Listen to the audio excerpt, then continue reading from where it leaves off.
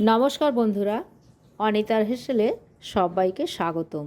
আজকের এসেছি একটা চাটনির রেসিপি নিয়ে। আমার আজকের চাটনি হলো ধনেপাতা, আম আদা এবং তেঁতুল।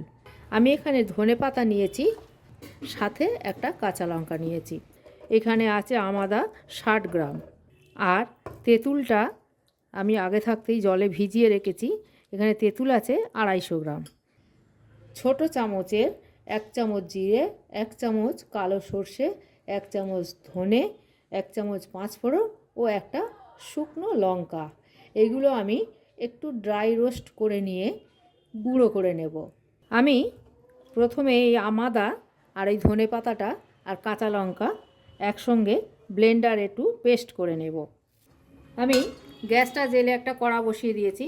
এই শুকনো মশলাগুলো আগে একটু ভেজে নেব। এবার আমি এক এক করে সব মশলাটা দিয়ে দিচ্ছি। মশলাটা আমি নাবিয়ে নিচ্ছি।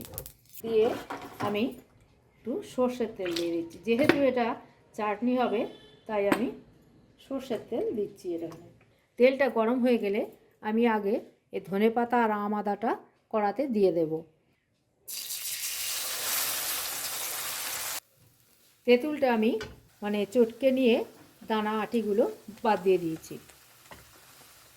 এমন কিছু মূল্যবান জিনিস নয়, বাড়িতে একবার এগুলো জোগাড় করে তৈরি করে রেখে দেবেন।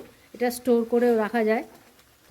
এইটা আগে একটু ভাজা ভাজা করে নিচ্ছি, যাতে ধনেপাতার গন্ধটা, কাঁচা গন্ধটা চলে যায়। একটু ভাজা ভাজা করা হয়ে গেছে। এবার আমি তেঁতুল গোলাটা ঢেলে দিচ্ছি।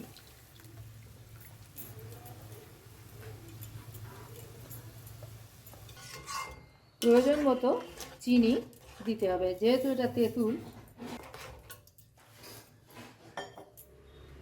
আর প্রয়োজন অনুযায়ী নুন আমি দিয়ে দিলাম। এবার আমি এটা একটু ফুটতে দেব। আর এটা এরকম ঝোল থাকবে না, এটা একটু শুকনো করতে হবে। এরমভাবে আমি 5-7 মিনিট ফুটিয়ে নেব।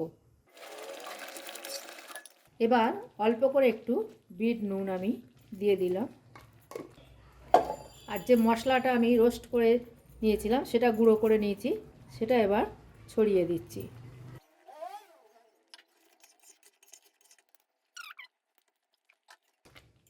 রেডি হয়ে গেল আমার আজকের রেসিপি, তেঁতুল, আম আদা এবং ধনে পাতার চাটনি। চাটনিটা এরকম ঘন ঘন হলে, এই যে এরকম ঘন, আমি গ্যাসটাকে নিভিয়ে দেব। আর এটা ঠান্ডা হলে আমি একটা কন্টেনারে ভরে রেখে দেব। আজকের এই পর্যন্ত। আবার দেখা হবে কোনো রেসিপি নিয়ে এলে। সবাই ভালো থাকবেন।